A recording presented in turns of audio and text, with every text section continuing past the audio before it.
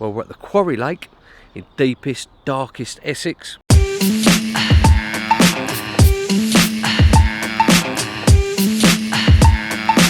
Welcome to the next in my series of my summer vlogs. If you like this channel and you like this type of videos, you may want to hit that subscribe button, and don't forget, hit the bell icon, and then you'll never miss another videos. Beautiful, stunning lake that I've never ever even seen before, which surprises me, because it really is something a bit special, especially for a day ticket lake as well. It's got everything, this lake. It's a real old carpy type of venue. It's about 20-25 acres, very weedy, depths ranging from feet, you know, literally 1 to 2 feet in the margins, to probably 15-16 feet in different places.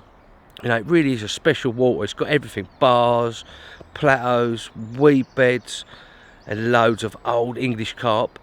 And also the guy Ben Loftin, who took it over probably about 3 or 4 years ago, he's introduced hand-picked, fast-growing, scaly beasts into the lake in a proper stocking program.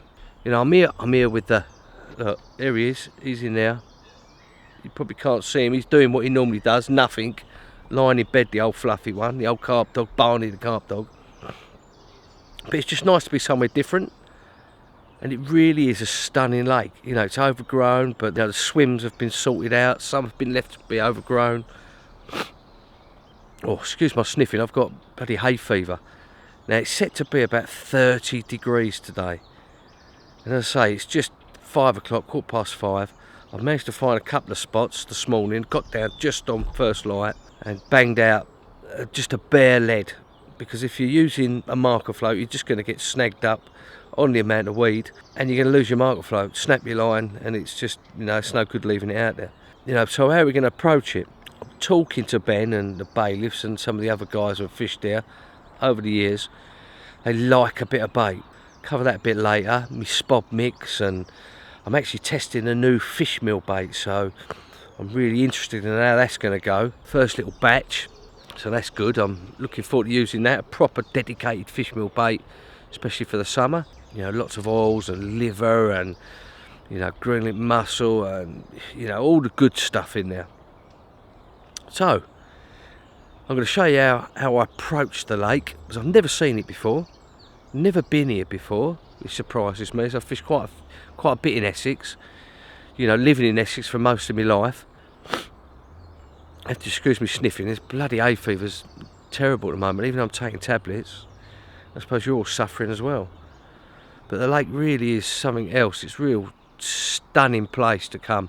So join me as I show you how I approach it. We get into the session, we've got 48 hours, me and the fluffy one, and see how we get on, how we're going to tackle it, the rig, you know, the bait, the spob mix, and everything that goes with it. So join me soon, guys, and we'll catch up.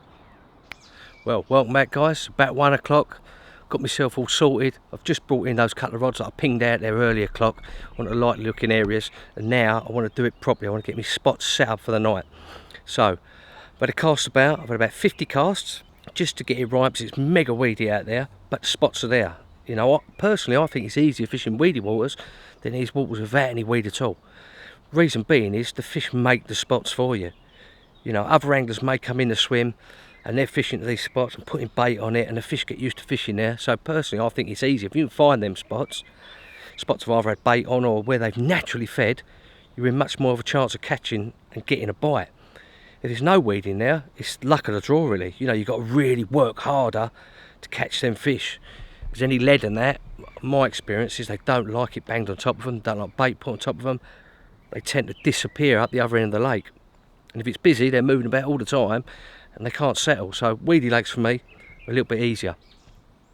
So, as I say, I've had about 50 casts. I've found 3 likely looking areas that I'm going to put my baits on, spot some gear out later. But I just thought I'd just go through the rig with you and the hook bait before I bang it out, so you've got an idea of why I'm doing things. About a foot length of tungsten tubing on a clip system, 4 ounce lead, so I'm fishing about 90 yards out. And plus, I don't want the chickens, if they pick up the bait, I don't want to move the lead. The spots can be quite small. 35 pound jelly wire hook link. You notice there's a little bit of putty there.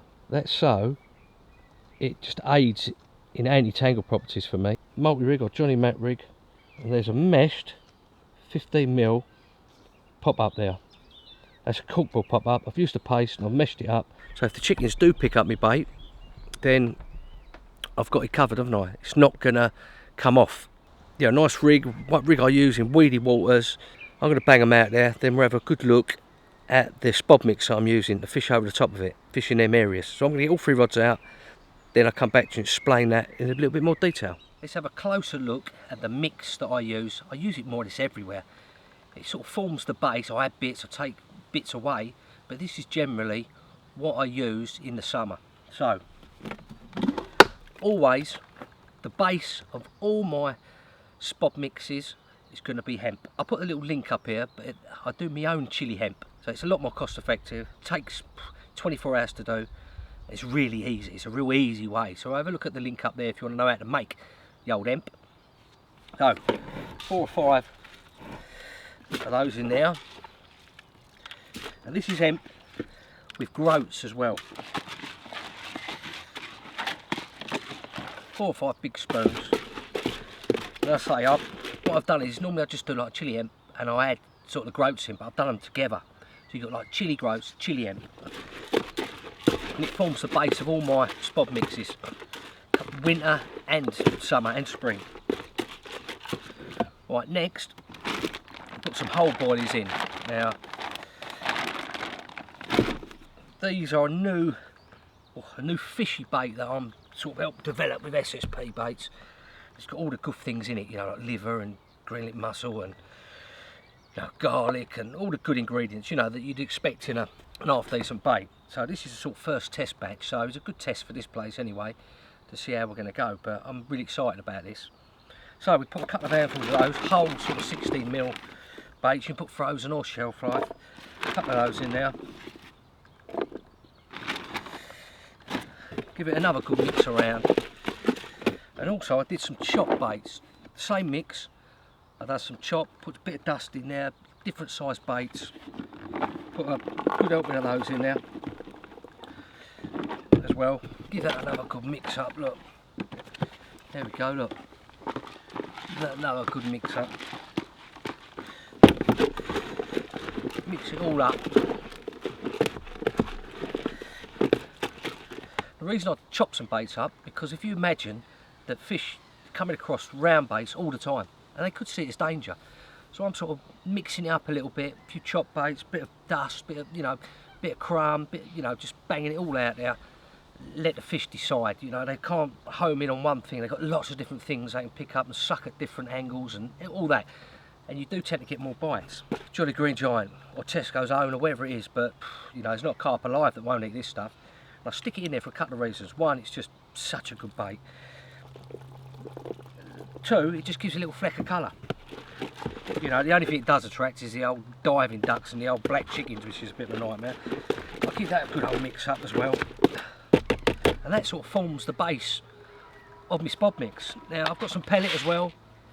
I won't add that straight to the mix, because what normally happens is I'll leave that for like 3 or 4 hours. So all the juices from the hemp and the chili and the bait, they all infuse together. I won't put the pellet in because what does that go to mush? And what I want is I want the pellet whole as it goes out there, settle on the bottom, then go to mush, or then all the oils from the pellet coming up in the water. So that's my basic mix. Let that stand for about 2 or 3 hours. Time's 4 o'clock now, about 7 o'clock, 2 or 3 hours before darkness. I spot that out to try and combat the old black chickens and tufties. But as soon as it goes out, they're on it. I hope you like that little mix, and that's the mix I'm going to use. Well guys, I've just finished spodding. 20 spods out there, 19 wraps. I found a hard area. I've got all 3 rods on there for the night. Me and him, look, that's what he's doing best. Best thing he does is sleep, look. Loves it, doesn't he? Let's have a little look at it here anyway. Rods are all prepared and ready and out there. Spotted out over the top. Oh, look at that down there, look at how bright that is. Wind's pushing down there, and has been since this afternoon. So we're confident something's going to happen tonight, or early hours of the morning. It's sort of a night water, I've been told. Hours of darkness, early morning, that's when you're going to get a bite. It's going to be 30 degrees tomorrow. Again, it's been so hot today. But I'm in the shade. Me and a furry one are in the shade. It's one of the reasons I chose this swim. But what I'm worried about is that they've had a spawn here about a month ago. But what I don't want to do is fish from when they're spawning. So the way the heat is, it wouldn't surprise me if they have another little go. So I know they have started in a couple of places around the country. So we'll reassess that. If they start spawning in front of me, I'll pack up and I'll go home. Best just leave them to it, leave them be. You know, let them have their bit of jiggy. You know, you wouldn't want someone kicking your door down, chucking things at you when you're, you know, you and the missus is getting jiggy with Mr. Biggie, would you? Black chickens are homing in on the spot, which is typical, normal, isn't it? Look at it, look, have another look at him, look. Look at him, look. Loves it, doesn't he? Bless him, bit too hot for him, but we're in the shade so he hasn't been too bad. He'd be snoring and moving about at night and popping out, jumping out 3 in the morning, chasing something like he always does. See how the session goes. Enjoy my dinner, enjoy a cup of tea, enjoy the sunset on a beautiful, lovely old school day ticket lake, the Quarry.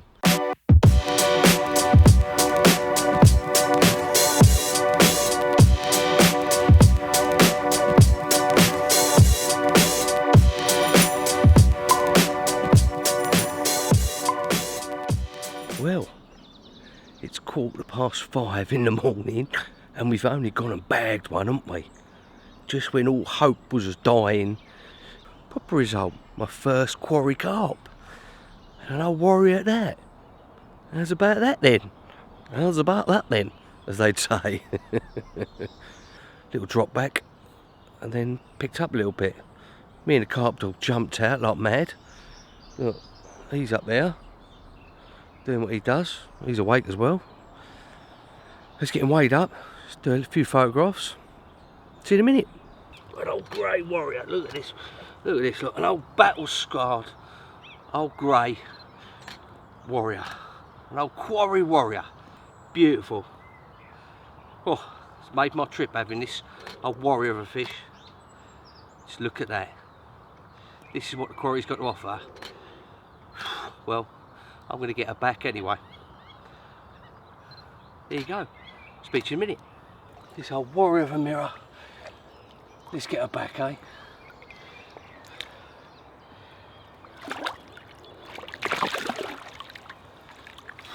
Well, thought I'd just touch base after that magnificent old crusty warrior of a carp. Actually, about 7 o'clock, I actually had another bite and I lost it in the weed.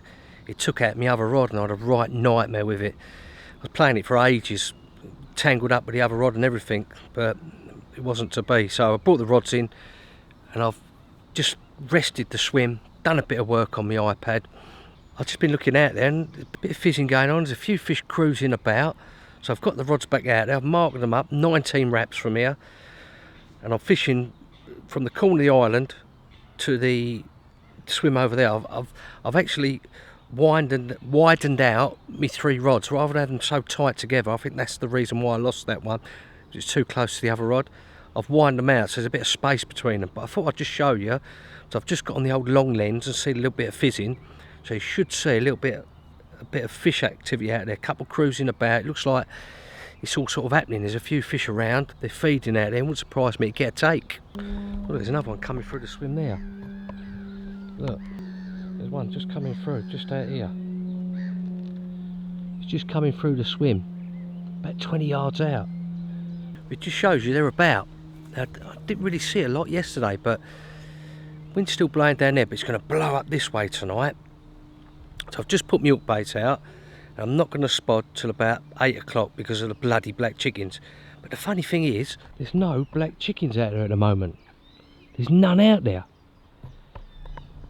And the strange thing was that there was about 3 or 4 of the little dastardly things out there over my baited spot, waiting to get fed. And as soon as I started seeing a few bubbles coming up feeding just to the left of my spot, they moved away. It just goes to show, doesn't it, that, you know, if you keep an eye out in the water, what's happening in your area or other areas, nature sort of tells you what's happening. If there's fish in the area, or the ducks are diving, or you know, the grebes are going through the deeper channels in between the weed. Such a lot to be learnt from nature when you're fishing. It gives you little clues of what's going on underneath the water.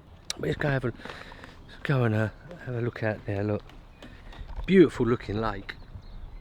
A couple of big islands in between. Look, a little gap that goes through there. The shallows, they're called up there. And right through the gap there's another bit shallow bit of water.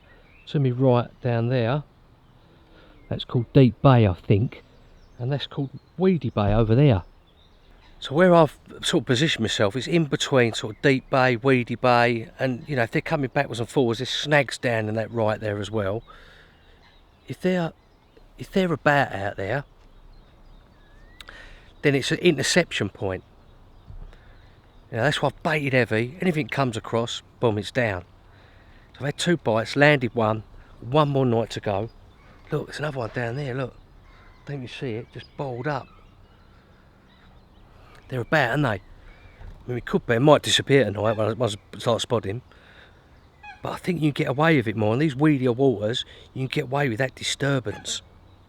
Putting the bait out, it's like this dating water like this, they're expecting it, you know, they're used to it.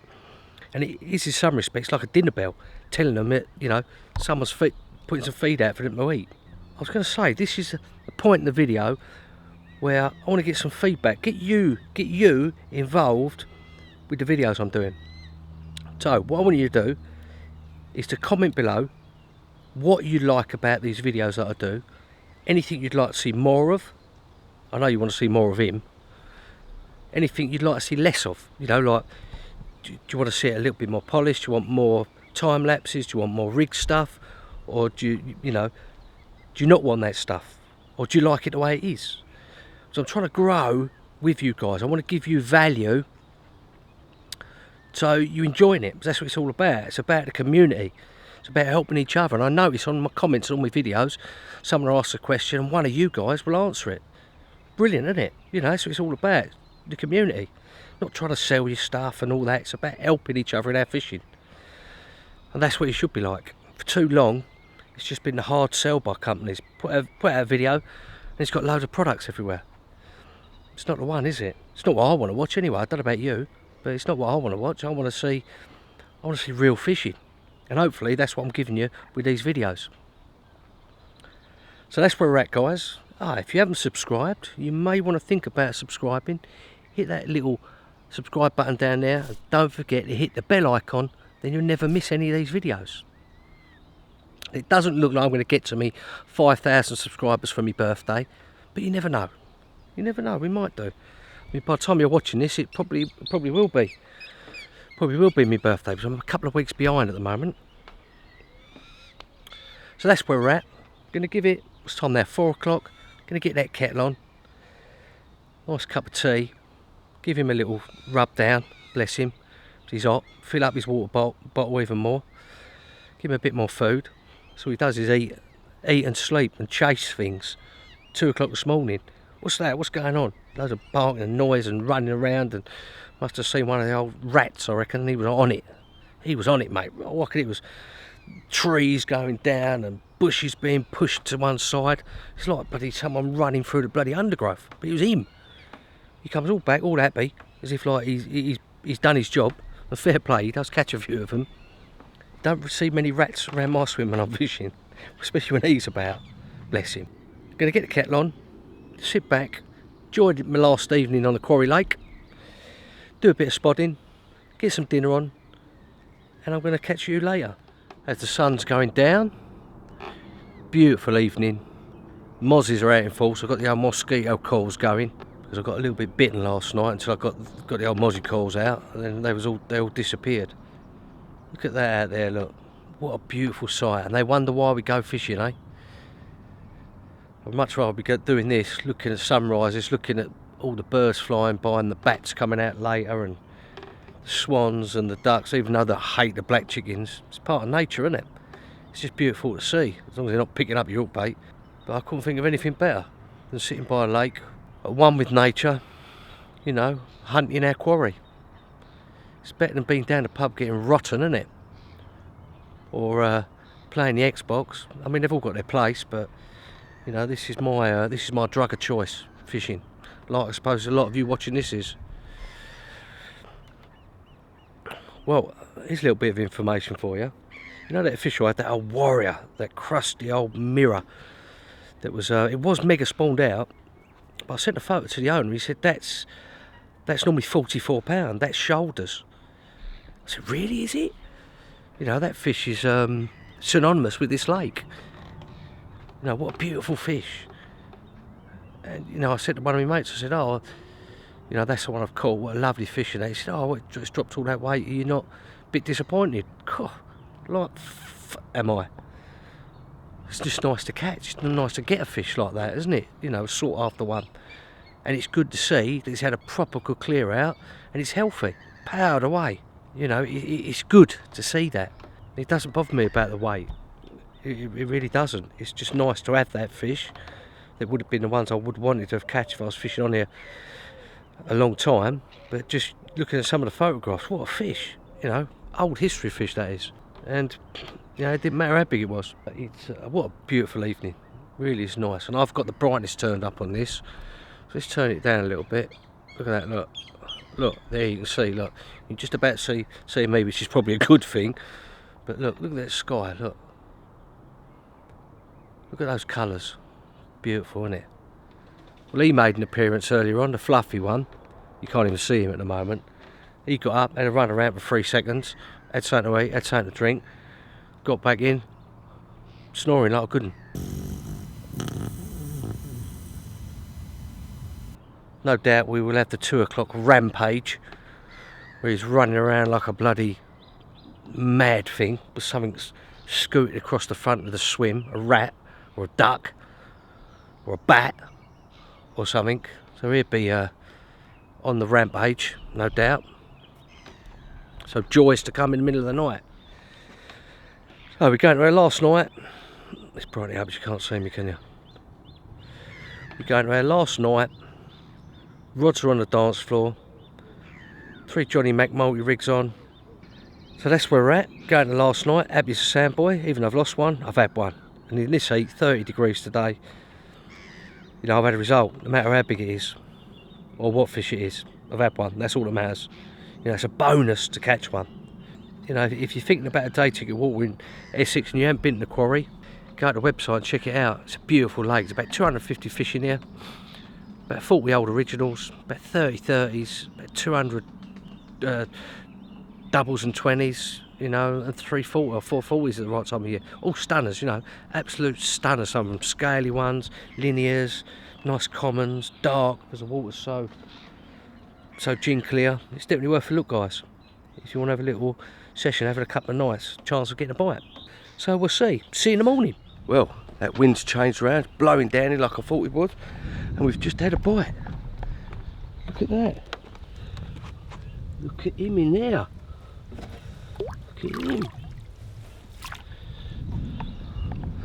Let's have a double mirror, I reckon. So, furry one's down there. We've got one in the net, so I'm going to get all sorted out. And then slip him back. Get in the water and slip him back because he's only a small one.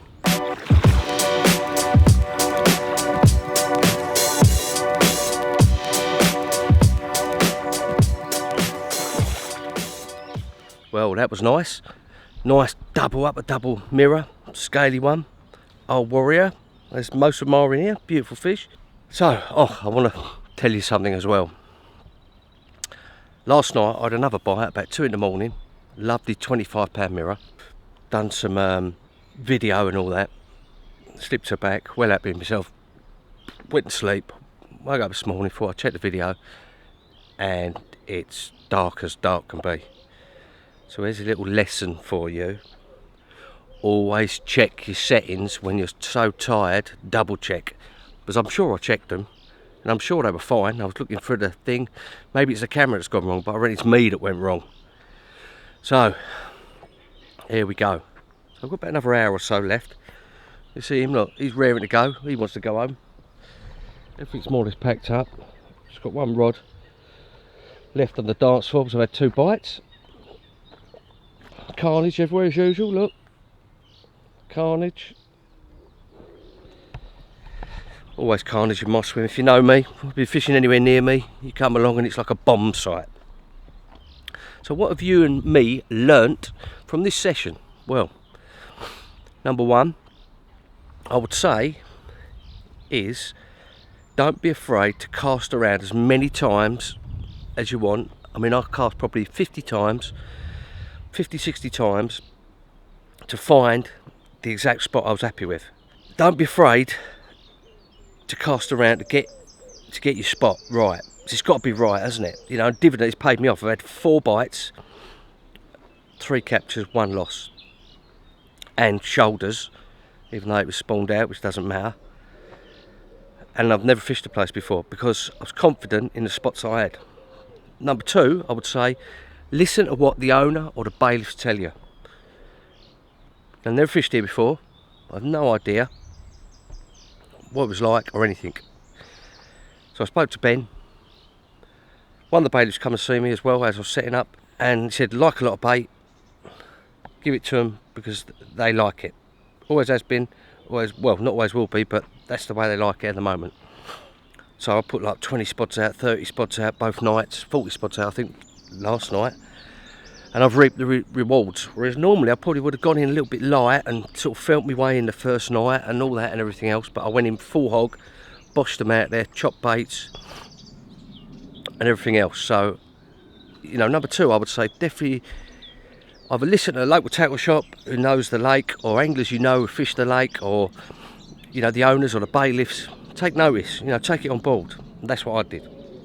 That's what you should do. Number 3, I would say, is even when you're tired, double check your camera settings and don't be a cock like me. So when you go to play back your video, there's nothing on it. It's as black as a black place, like a black hole it was. So don't double check. You know, don't. It could be a fish of a lifetime, and you've lost the footage or the pictures. So that's about us all wrapped up. Don't forget, if you like these videos, hit that subscribe button. Don't forget to hit the bell icon, and then you'll never miss another one of these videos. So see you next time for my next summer video, guys. See you then.